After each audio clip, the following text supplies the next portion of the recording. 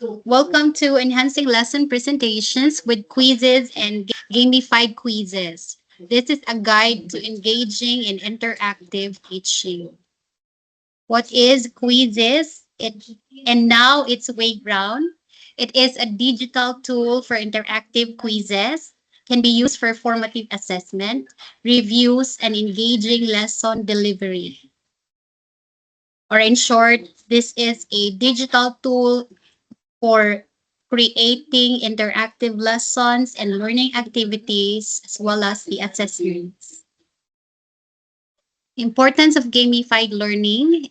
It increases student engagement, encourages active participation, and it provides instant feedback for teachers and students. Features of quizzes. We have this.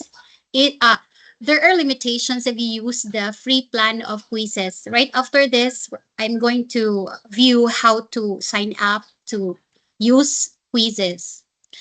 Okay, features of quizzes, live quizzes and homework mode, customizable quiz questions, reports and data tracking or the analysis, integration with Google Classroom and LMS, and it is also can and the code also can be integrated through Microsoft MS or the MS Teams. Then, integrating quizzes and lesson presentation. Use quizzes as an interactive activity between lecture slides. Conduct real-time quizzes to check student understanding and assign quizzes as independent practice or else it is a you can assign lesson through student base where the children or the learners can access it by their own. Then if you want that learners can access it uh, what is in your slide and their slides, so you will use the instructor page. Step-by-step guide to creating a quizzes. First, we have to sign in for quizzes.com or signed up. Sign up using the Google or else the Microsoft account. Then click create a quiz, add multiple choice, fill in the blank, open-ended. For the free account, limited lang ang iyahang button or icon that you can use. Set timers and answer choices, then share the quiz with students using a code like what I did. Using a code, the demonstration of sample quiz. Okay, I will log in or sign up using the continue with Google. So I will use this one.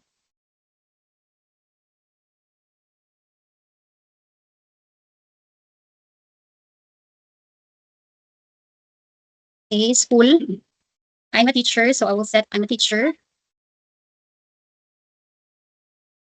Okay, this is the dashboard of school name, Triangulo Elementary School.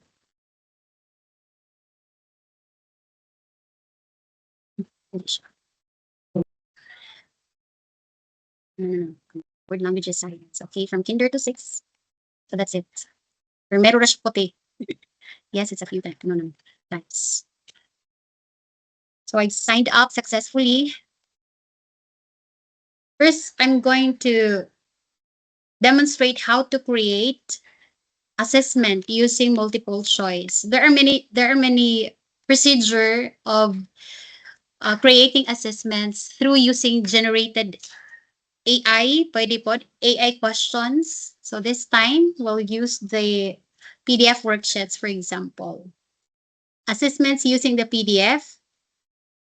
Okay, other button is coming from here, create assessment through, okay, I have here the import worksheet, then after that, generated AI. I will import, so this is the weekly test, week 1 and 2, the summative test. Okay. The Filipino, wait lang, language. Filipino akong i-upload. Word languages. Tapos, yung ating, we'll select the Tagalog language. Tagalog naman. Okay, so this, I uploaded the Filipino 6 quarter 1 week 2, week 1 and 2 summative test. So I will generate from the worksheet I uploaded. Filipino 6, ito pa siya. These are the questions generated from the worksheets for the summative test. Okay, I can adjust the timer up to 1. But if the question is for hot skills, higher order thinking skills, adjust the minutes po. You can edit by clicking that, then adjust Ma'am 1 Floor, minute or excuse 2 me, Ma'am minutes. Floor. Sir, yes, sir. Can you show us the original Word document, ma'am? So as we can compare how the AI Okay, generated okay, okay. those. Yes, sir. Is there a Wait specific lang. template lang po, ma'am? Amo lang i-verify. Yes po. Yes, the Filipino 6 quarter 1 week 1 and 2 with 20 items, and there is, make sure there is a key answer. We're going to we'll confirm this randomly from this. Ma'am, the Yes, template sir. nga imong gipakita, ma'am, which is the Word document, necessary gid nga ingana ang iyang format, ma'am? Or the template, did it come from Wayground or Quizzes? Or Yes, ang sir. AI na ang generate, ma'am, nga dito i-base ang answer key? Kaniyang gicheckan karon sa imong screen, ma'am ba? Ang AI Kuan ra lang. sir kanang ang kuan ra gyud, ang AI ra jud. Okay. Basta Okay, lang okay. na siya format sa ubos after the questions, there are key answers. Noted, noted. Sige, ma'am Floor, Yes, sir. please proceed. Make sure to publish it, then rename. Unang pagsusulit sa Filipino 6. Okay, this is the preview. Okay, this is question number 2, 220. Okay, this is the student type, preview a student. Okay. Okay po. So yun na. Creating quiz after the preview. We'll create quiz using generated AI. Assessment, other na po na siya, generated with AI. For example, you're about to have the quiz for uri ng mga panghalip. It's formative test after the lesson. This is for word language, 6th grade, Tagalog paghihapon. Okay, you can just simply click the topics or subtopics, generate the quiz, uri ng mga panghalip, uri ng mga panghalip, ng mga panghalip. And then adjust the time, publish it. You can preview it. Tapos siya. Yes, students. Create assessment from quizzes library. The quizzes library is all the assessment created by the users. No, create assessment. Create from scratch. For example, multiple choice.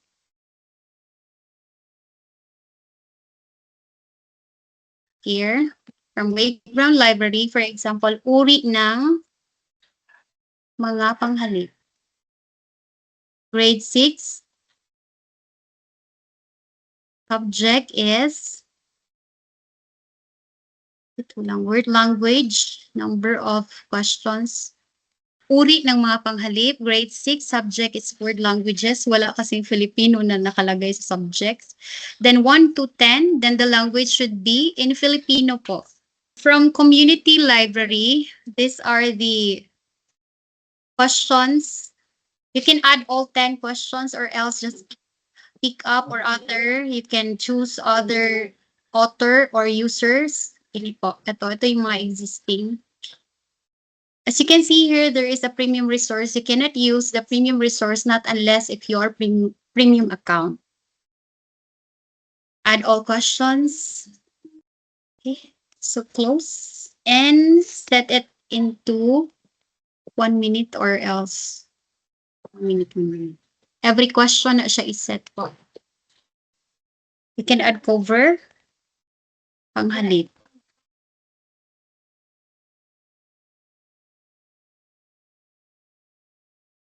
Okay. Just save it here. Click save. We'll try this, for example. If you will click this start now, this is a live code. If you're going to get the code and sign and click the link, so you're going to automatically join for this. After that, we're going to create a lesson. Okay, for example, I will import content from my prepared Filipino quarter one. Upload. You can upload PDF po. Or if it is exact PowerPoint presentation, it could be better than importing the pure PDF or the learning materials or the LES. After this, I'm going to demonstrate how to create lesson plan from scratch, then integrate or import quizzes after it or the formative test. The complete lesson plan, the lesson plan and the learning activities. Create lesson, import the content. You can even picture, you can upload it from downloads here.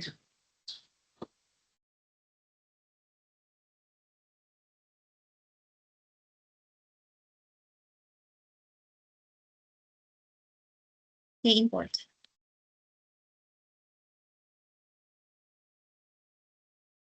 While waiting, start editing it. So every slide, you can break the slide if you want to insert quiz on it after this, for example. So we'll add question from Wayground, quizzes, community library. So uri ng panghalip. Grade 6. Subject is word languages. Language is Tagalog. So I use Tagalog or the Filipino presentation. So you will know that quizzes caters also Tagalog.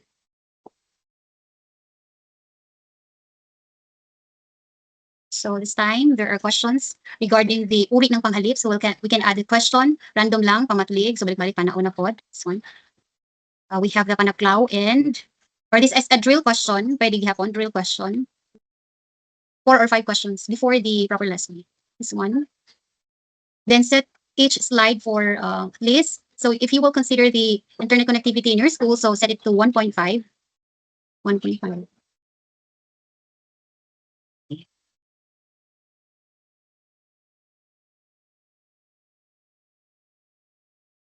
So save. Then lesson, after that, ito, presentation ng lesson. Or you can put simply additional quiz or gamified quiz in between your lessons, for example.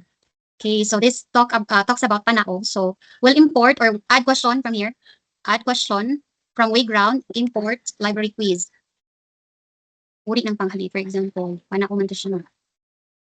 Okay, for example, ito. Ito ay uri ng panghalip na ginagamit para sa mga tao. So I choose that one. For example lang na siya. And you can also turn that into a fill in the blank kind of test, for example. So the answer should be Panao. Okay. That's it. As if I'm done with that. So after that, we have the before takdang aralin, ganap itang generalization. So this one, ako ay masaya sa pag-aaral. We can turn that into, or after that, we can use or add a question, open-ended question, or else the crowd cloud. Are you familiar with word cloud? The Mentimeter button that you can collect a certain word from the audience, so it will form a cloud. Okay, for example, 1 to 2 words lang ang isulti. Okay. Okay, sa isa hanggang dalawang salita. Ano ang ibig sabihin ng panao? Ng panao. Okay, so yun. Gamit ang isa, sorry. Gamit ang isa hanggang dalawang salita. Na siguro.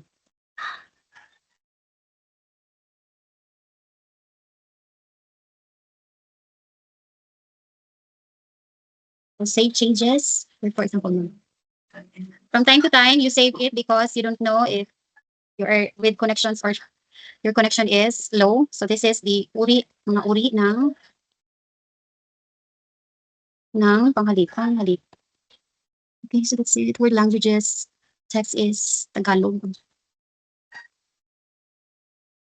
Select grade. This is intended for grade 6. And again, if you are free account, if this will goes to public, not unless if you hold the school or district account, you can set your lessons or interactive quiz as private po. So other learners won't see it kung what is your lesson to be discussed for the next session. So this is wait lang for a while. We'll use the other open-ended question where we can set AI as a scorer. AI will give rubrics on it. For example, add question. After the slide, you add question using this open-ended. Okay. Ano ang ibig sabihin ng panghalik? Enable the AI, then AI will set rubrics that it should be contain the criteria, the answer is correct, and it explain what is panghalik means as pronoun. Then save as enable. Make sure to on this partial grading so the children or the learners can have the score for the open-ended questions. After that, takdang aralin will save this one.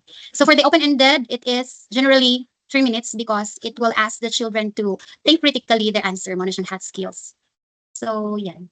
Okay, we'll try this code. Can you join another code aside from the code that I have given a while ago? So this time the teacher will present the objectives. She will going to ask the balik aral and then as part of the drill, for example, just simply click your answer po. I'm only just showing how this lesson interactive ba jud or not.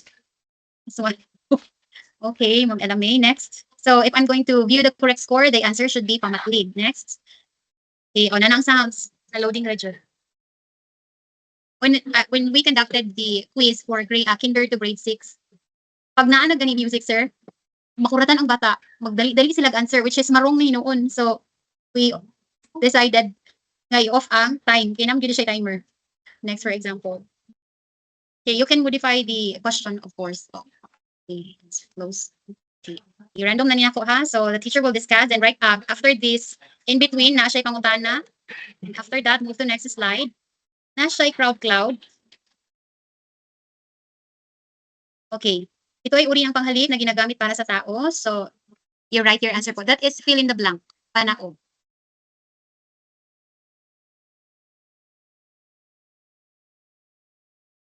So here, the responses only this time, Ma'am Ella May sent already the response. Okay, the answer nao.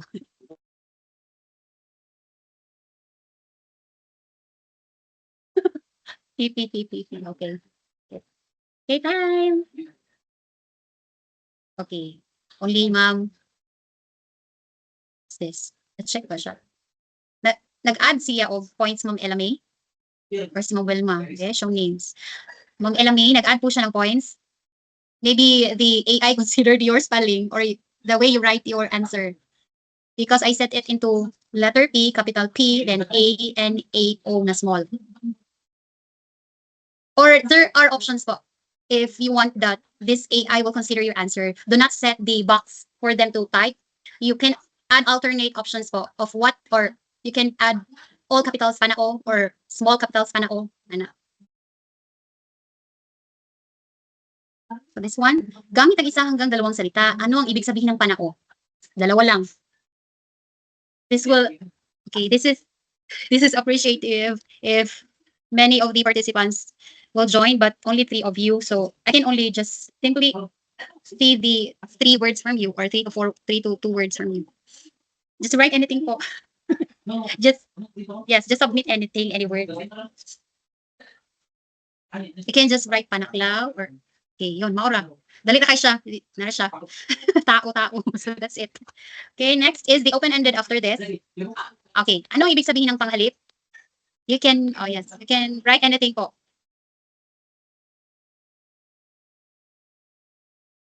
I can also spin the wheel of who among of you will orally read your response after the time or even in between the time. You spin the wheel, Sir Eugene. Okay. Very limited ang time. Sir Eugene, well, again, if you are chosen for this spin the wheel, so you are now going to say your answer orally. That's it po. Okay. And usually after this, we'll be having our collaborative board or the draw board. Yes, after first mong Welma. Okay, how's your experience? Here's the report po. I will show to you how you're going to view your score or what part of your question your learners has it's very hard to think or submit their answer from here. Reports here. So here. Ma'am Ella May, here's your score. Or we can email this score to the parents kung online ang imong mga estudyante. But you can simply just download it or else you can share it online. But for the privacy, of course, ayaw na siya i-share online. This is the uri ng panghalip responses generated through, yan, naa siya, ano siya, participant data, the name, the time, the quiz details, the overview.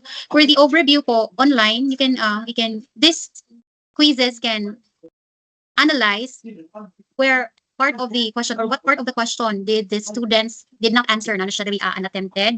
Kaya next naman ako, no? Then incorrect, naapod siya. Ma-determine niya nga valid and reliable ba yung quiz. Kaya kung kasagaran ang bitaw sa low score ang mga bata, imo mo na siyang i-revise after this. Okay, so overview. Now I can see here from questions 1 up to 22 because all the slides also gi-count na niya as question.